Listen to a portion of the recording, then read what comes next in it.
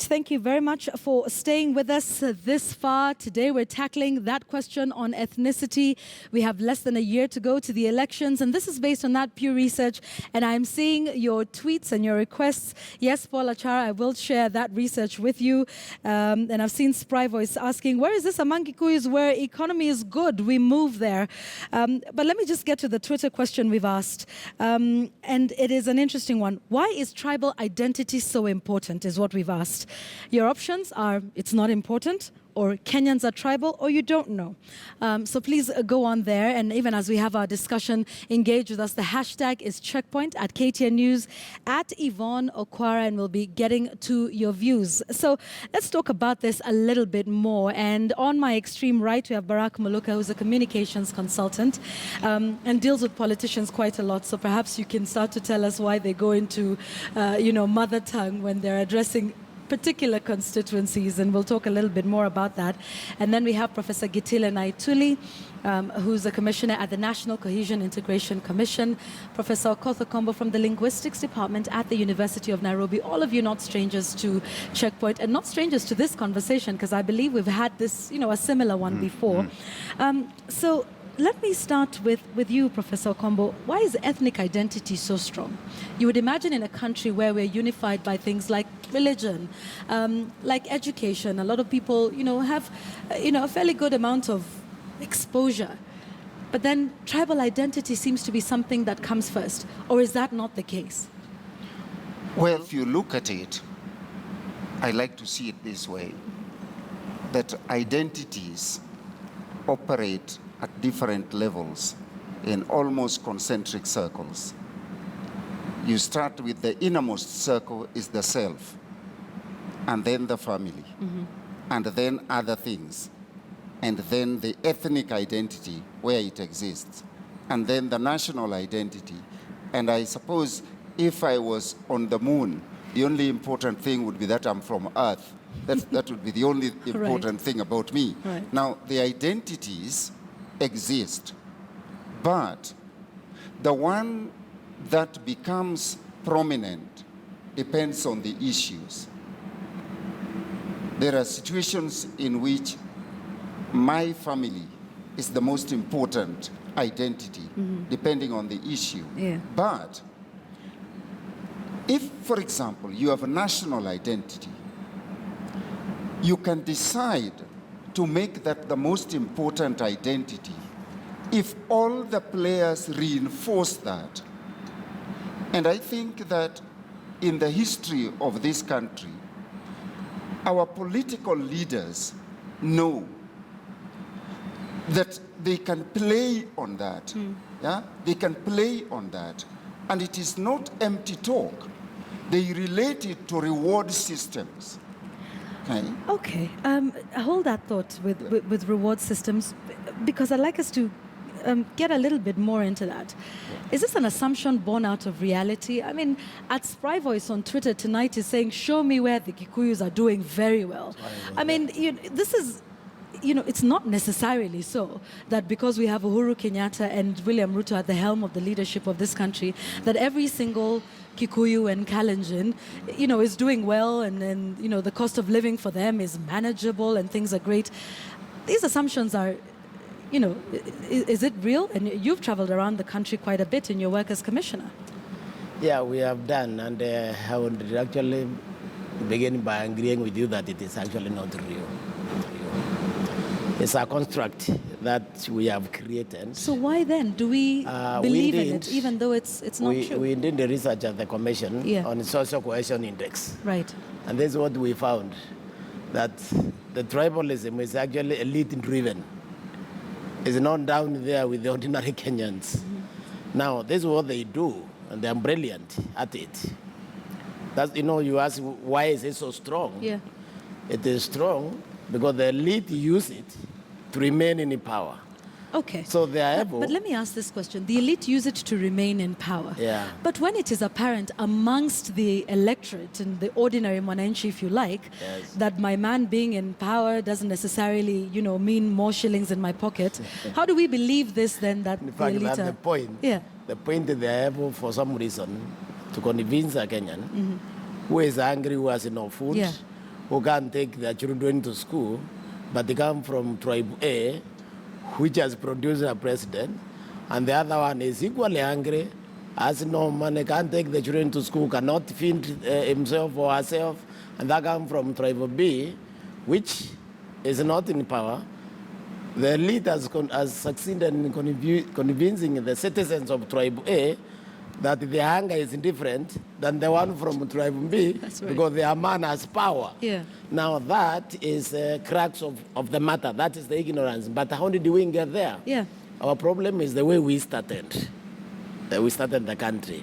We are supposed to have cut a national identity, a national culture. If I were to ask you what is the Kenyan culture right now, I don't know any of us here who could answer that question. Stealing. I asked you what is our culture. Could that be something? None. That... We need a thread. We need a thread that knits us together as a people. That has not been crafted. So the question is a failure of national leadership. But that sounds rather abstract. Wouldn't you say a national identity of who we are? And like Professor Okombo was saying, it's based on a reward system. I mean, this just seems like some very lofty idea that we have this national thread, national identity. We can't even seem to settle on or adopt the national dress. Barack, where does this then leave us with that? You see, this thing that we call tribalism basically is a natural thing, a primitive trait, even if you may want to put it that way, that tribes exist everywhere, not just here in Africa or here in Kenya. So is it a that really they primitive exist, trait, would you say? You see that the jackals will troop together, the hyenas will troop together, the giraffes will be together, the zebras together. And the thing that removes you from that kind of bestiality is civilization.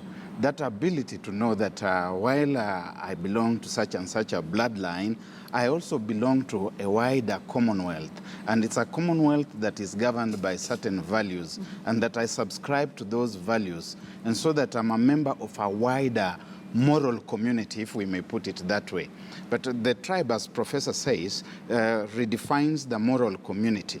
You belong to a small moral community that is defined by the bloodline, and therefore there are rewards, and those rewards stay within the moral community, so that you see the economy growing where other people are not seeing the economy growing.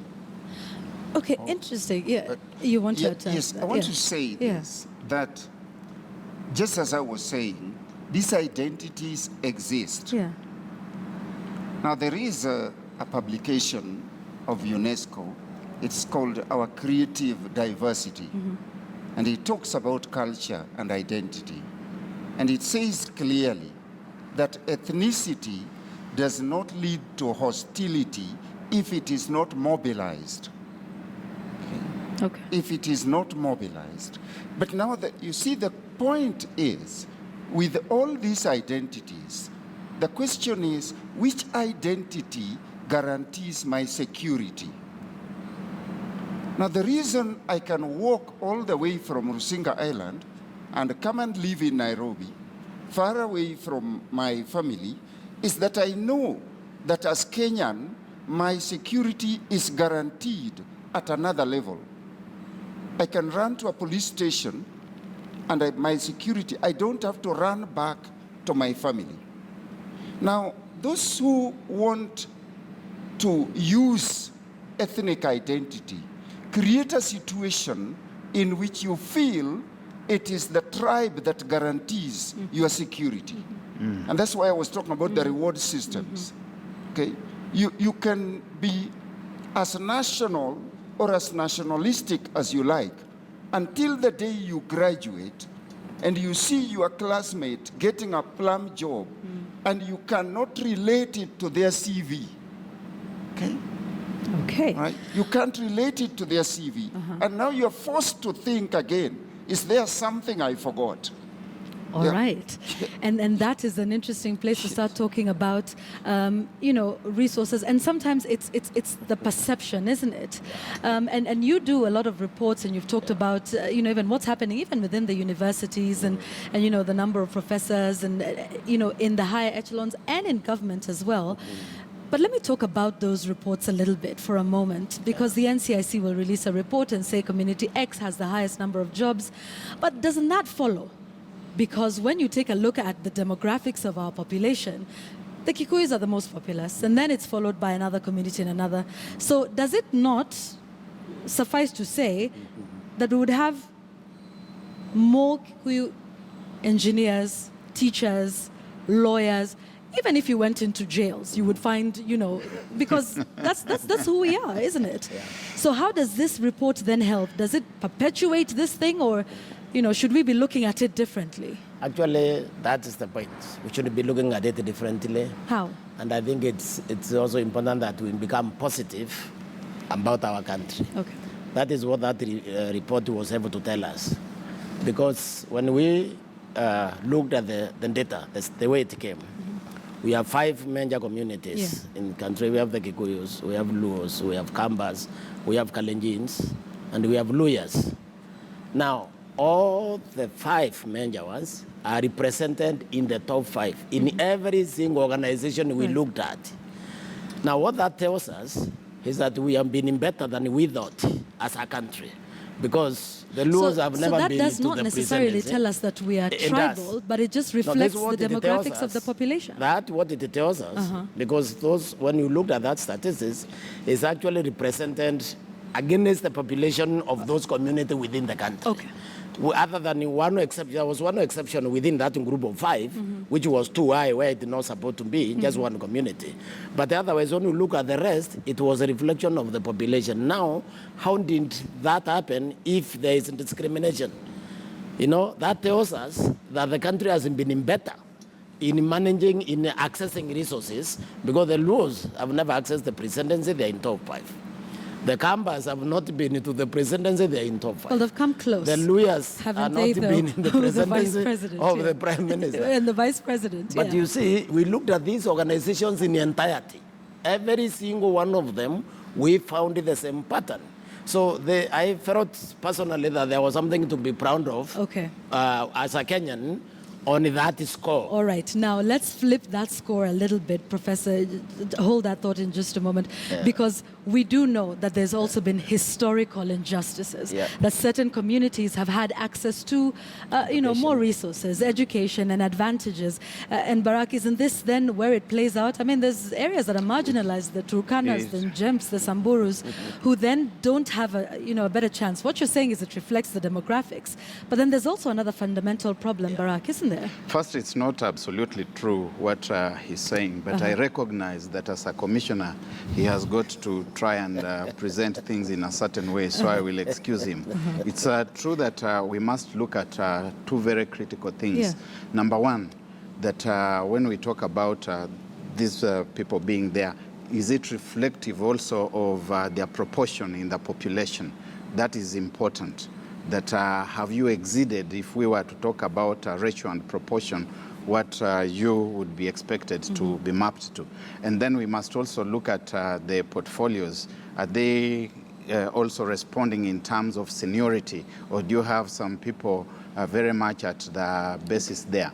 But having left that alone and coming back to what we have sometimes called marginalization. Marginalization in this country has been for a very long time the product of a deliberate government policy that we know about, sessional paper number 10 of 1965 on African socialism and its application to development.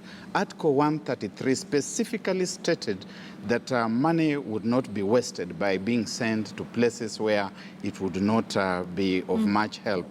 And that article says because the population was small, the population is not capable of development and it's not receptive to development. You can go and check their Article 133 of sessional paper number 10 of 1965. And therefore, certain parts of the country were deliberately left out of national planning. They were seen as being hostile and therefore ones that must be excluded. And so we must, in the spirit of the new constitution, think about ways and means of helping them to really try to come closer to where everyone else is. We have gotten there, though, with devolution, haven't we? Yes, we've got devolution, we have got the equalization fund, but we know that the equalization fund has got serious problems, that there are even parts, and you know, when we talk about marginalization, strictly speaking, even in the areas that we would consider to be developed, there are marginalized communities and populations within those areas. How do we deal with them? That must also be addressed. Prof? Well, Yvonne, I'll take you back a bit. Yeah. If you want to know what happens in Kenya, listen to what people say when they are changing parties. Okay? Just listen to what Kenyans say. Kenyans say, I'm going to the ruling party so that development may come to my place. Right. And no one contradicts them. Okay?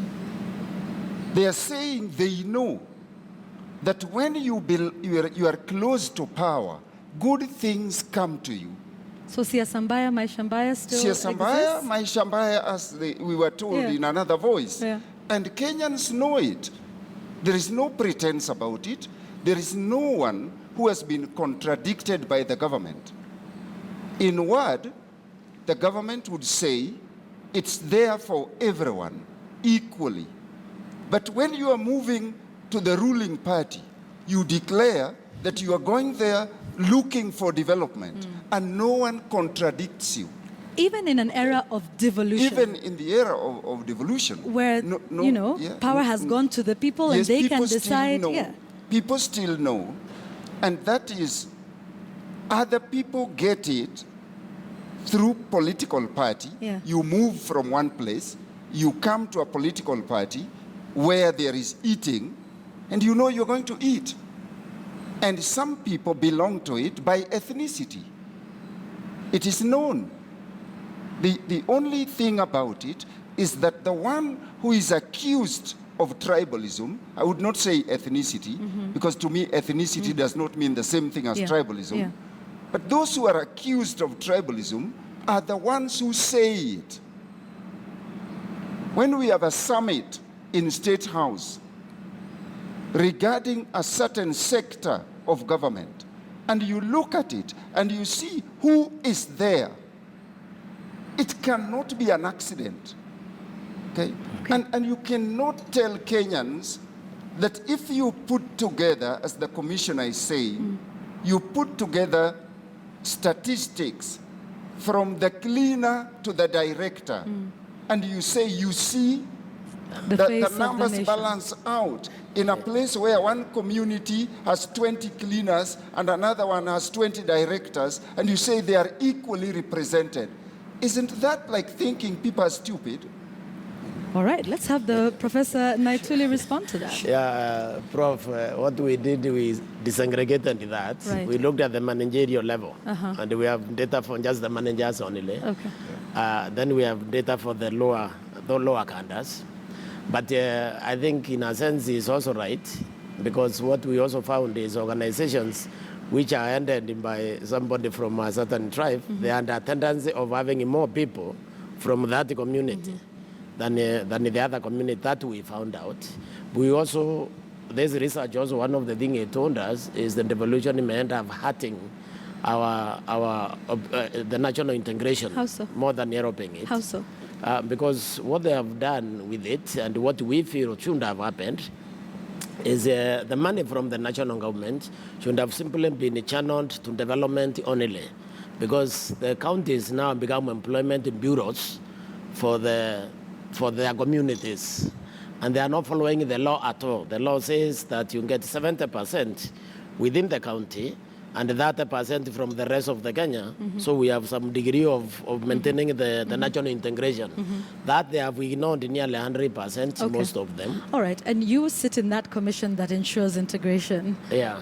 But you're telling us now that many of the counties have ignored that particular Completely regulation. ignored that. And so that what are you doing about it? It's a big concern. We have now written to them We have asked them to cease, and there is some like Kiambu the other day, they advertised and they said the Kikuyus need not apply. Of course, there may But be isn't issues. that then reverse discrimination? There may be issues in that, Yeah. but you see, for the sake of the 30%, so we have written to all of them, and we have given them 1 year to address that deficiency. Yes, so let's talk about these corrective measures, because once we start to say Kikuyus, Luos, Njems, Samburus, Turkanas, need not apply, then who's to say that they won't come up and say, look, but that is reverse discrimination. If I have the qualifications and I merit, it shouldn't matter that, my last name is like that of the president or the deputy president or prime minister or MP or governor. So what are some of those corrective measures? Are we saying then that we take some jobs from this biggest community and take them to the Samburus and say, yeah, there you go? I mean, I know that's rather simplistic, but it just seems like we talk about this, but what are those tangible solutions that can get people to start thinking we're moving in the right direction and trying to find solutions? Reverse discrimination is actually acceptable everywhere, even within the international system. If you look at the United Nations, for example, when they are employing, they encourage certain kinds of persons to apply for those positions as part of what we may want to call affirmative action. Yet, I also think that that kind of reverse discrimination alone is not useful. What we need to do is to re-educate ourselves, to change our attitudes about each other. Because there's also something that we may call ethnic profiling, that even as we are opening that space for you and to you, we have got certain attitudes about you, against you, and even when we admit you into this space, we make you feel extremely uncomfortable that you have to go away and we go back to the same bad old order. So we have got to begin by re-educating ourselves. I think the place where we first went wrong was when we looked at the school system and we came up with this arrangement that said that the schools shall be preponderantly occupied by people from the local community. You find the subordinate supportive staff are all from the local community, the teaching staff from the same community. You find that but the the cabinet community, secretary now is trying to deconstruct that, isn't he? They are not trying at all. You saw what was happening in Eldoret the other day, that you have got people who are in government coming to protest, trying to provoke university students to rebel against an acting vice chancellor because he's not from that tribe. Okay. So these are things which must be condemned, and we must begin by restructuring education. So we still have you because you're also a political analyst in addition to being a communications consultant. What would it take to have Anjem as the president? And El Molo as the president? I mean, if you take a look at the electoral college system in the US, I mean, typically, the president doesn't come from New York or California or, Florida, some of those big states. I mean, they come from some of the smaller ones. So what would be the political solution? Or should we even think that there's a political solution to the tribal question in this country? Unfortunately, where education does not help us to wake up from that kind of stupor, it usually takes something traumatic to get minorities also in power. You can look at situations in places like Liberia, where minorities have ruled, or you look at Rwanda and Burundi, where it has taken something very traumatic.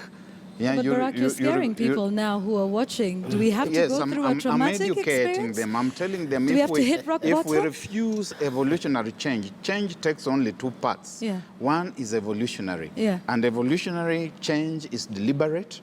It has got to do with our mindset. It's got to do with our recognizing that from Emmanuel, we have got to send our boys to Meru High School, and we have to send some to Shimolatewa High School, and they have to send theirs to our place, so that they don't grow up looking at everybody else from elsewhere as an enemy, as hostile. And when opportunities come, they are shared. But surely, if we don't do that happens with, or at least used to happen, with government schools. I mean, you know, people from one part of the country were taken to another in high school. And, you know, the same thing in university. I mean, I went to a public university, and to be fair, I did meet a lot of people from different communities that I wouldn't otherwise have met if not through education. So that's already happening, but we're still not seeing solutions. It's not happening. It's not happening. It's not happening. You go to Cardinal Tunga High School, where I went in the 70s, and you'll find now 80%. the student population is 95% Kisi. Locals. The teachers are Kisi, and they are speaking Kisi all the time. You go to Maseno, you find the same thing, the local population there. You go to Kakamega High School, it's the same. You go to Nyeri High School, and then they go to university also within the local environment. That, I think, is something that we must address. Okay, I can see both professors. Let's have Professor Kombo weigh into that one. Yeah. You see, Yvonne, I would have bought Barack's line of argument if it were evident to me that people develop hostility to other communities simply because they don't know them well enough. Yeah. Okay? But when we have problems and you look at it, the generation of political leaders that we have now, they are people who went to school when we used to go to other places, when we used to mix well. You know, this argument tries to take it away from certain classes and say it is the ignorant, the ones who don't know the others, who are tribalistic. Yvonne, that is not true. I have spent all my life, practically, minus the few years when I was growing up on Nusinga Island and when I went to high school, basically in the environment of a public university. Okay. Right? Yeah. People who have gone to school properly, but declare an election there. Just whatever you are electing, just declare an election there. And everybody goes into their tribal cocoons? See the ethnic card being played. So I do not buy this argument that we are tribalistic because we don't get a chance to know one another. Okay, great. So I want us to start looking at solutions for a minute. I know you want to say, okay, fine, I want to wait, debug something here, actually, that do you know we are actually not hostile to one another. The communities, we are not, there is no, I wouldn't say any community Kenya is hostile to the other one, because even the conflict we have been dealing with in the commission, there are conflicts which start by, for example, an individual steals, commits a crime from the other community, and that crime, the other community thinks now is the other community has attacked the other one. I want to support Muluka's theory of ignorance. Because when a crime is committed by one person, that does not translate to a crime committed by its community. But sometimes then it's perceived to be as such, isn't it? Yeah, it's ignorance. But I also want to say this. I think we are better than the people want to give us credit for. Okay, yes. Because and that's an interesting thing to talk about. I just want to move this conversation forward a little bit. Because, Professor, even when we were talking before, you said, well, look, you know, even America is going the same way. If you take a look at just what just happened with their election. Yes. I hope you will not keep referring to my... No. Just, yes, but let me put it this way.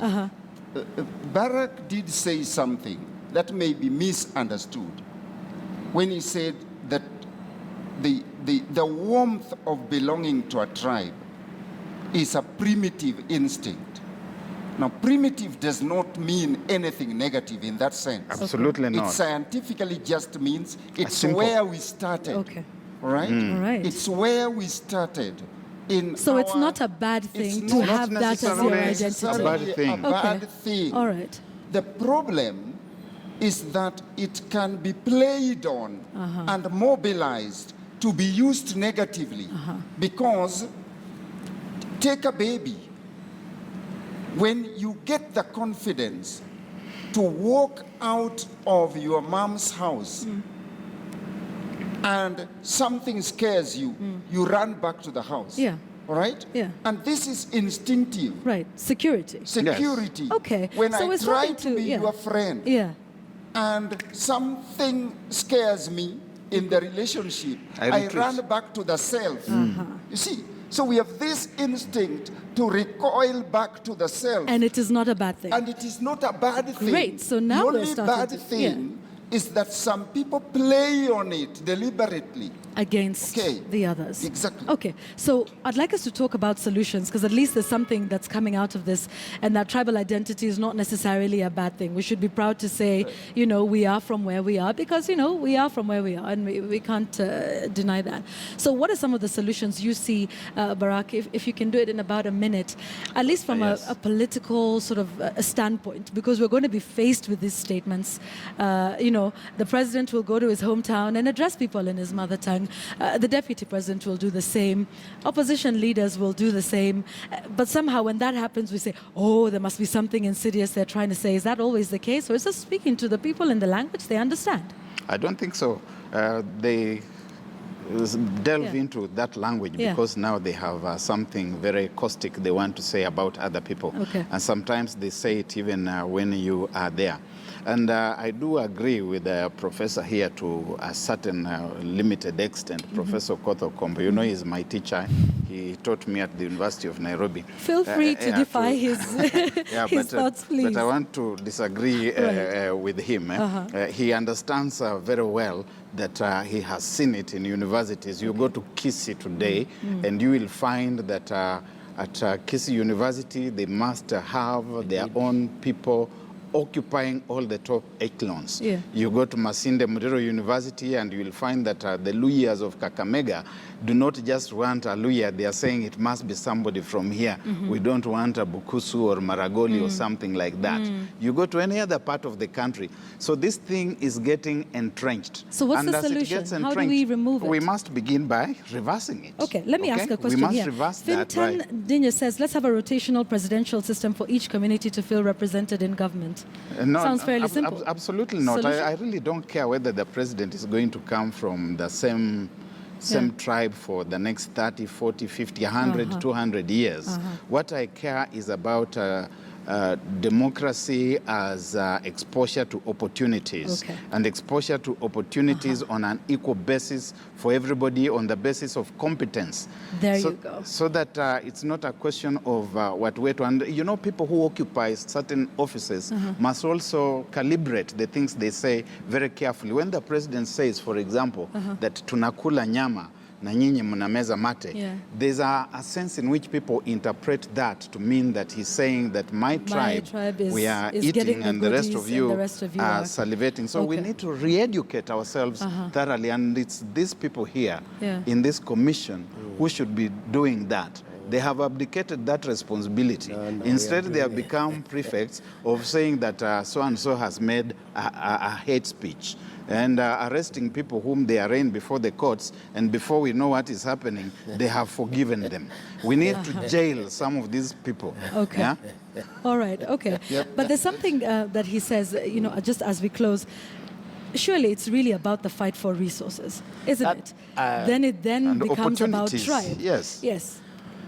Yes, but like I was saying, I think the country is much better than we think, because down at ordinary Kenyans, we live together, we work together very peacefully, and the professor has said in just called the election. He can't say that And when we know what is happening in Kisii, in Gucha. We have seen the fighting there. We have seen certain things up north. We have seen what is happening in Kuresoi. We are seeing all these skirmishes. We cannot bury our heads in the sand and start flattering ourselves with the false belief that Okay. we have done well. We haven't. All right. Finish your point, Professor. So what I was saying is, when you look at the country generally and the communities that make up Kenya, that there is more interaction within ourselves, within the ordinary people, without the elite, because you just talked about the universities, they were the worst. In the audit we did, they were worse than. And the universities is where you are not supposed to have tribal discrimination. This is where you are supposed to have nationalism. But they were absolutely terrible, all of them. Okay, so what's the 90% of solution? them. Just as we wind up, So because I want what some we are solutions saying now. here is that first, education is very important, so we remove this ignorance. Number two, we didn't have a positive culture. We are actually very negative people. Okay. What you're saying is a bit abstract. Soko Analyst on Twitter says, let's borrow a leaf from Rwanda on how they handle tribalism and ethnicity. Criminalize it, make it punishable by death. I would like that. So is that something the NCIC Personally, I will would like propose? criminalizing tribalism. Okay. Because there are people who have become victims. There Yeah. are people who are victims of Yeah. it. Yeah, that's absolutely true. And now when yeah. you are a victim, that person should pay for victimizing you Okay. because of your tribe. All right. And in the new act, which we have submitted to Parliament, we have actually gone to that direction. And we have increased the fines seriously. And it's not true that we have forgiven anybody. All those cases are in the court. Yes, my go friend. or come They are all write in an court. apology. You've been a bad And the boy. next day they repeat. We will let we have Okay. forgiven nobody. Right. And we won't. Okay. Because we are not going to tolerate this business of people running, saying bad things about other Kenyan communities. Then we bring them, then we take them to court, then they're out again. All right. We are even objecting to those bills now. All right, great, thanks. And Yeah, we will but hold the you to that. person- Yes, as we close. Yes. Yes, as we close, let me make it very clear Yeah. that what you say is true, that this thing is about resources. And those who are in power actually signal it. They signal that if you got close to them, if you worked with them, if you voted for them, you would get those resources. Okay, so how do we turn this around? So the first thing I Solutions. would criminalize, Yeah. if I were in the commission, if anybody stands up on a public platform and tells Kenyans that he's going to party ABC so that development may come to his community, you would go to jail. I agree with you. Okay, that person will go to jail because he's giving Kenyans a wrong message. Go to a party because of the principles. Right. Yeah. Go to a party because of the policies. Don't say you are going to a party so that food may come to your place. That would be the person I arrest, number one. Okay. If every Kenyan child could know that whichever ethnic group they belong to, if they grow up in Kenya, go to school, do what they should do, they will get whatever they deserve. Nobody would think about ethnicity in Kenya. And that's a good and way the to commission close. is wasting time with people who don't matter.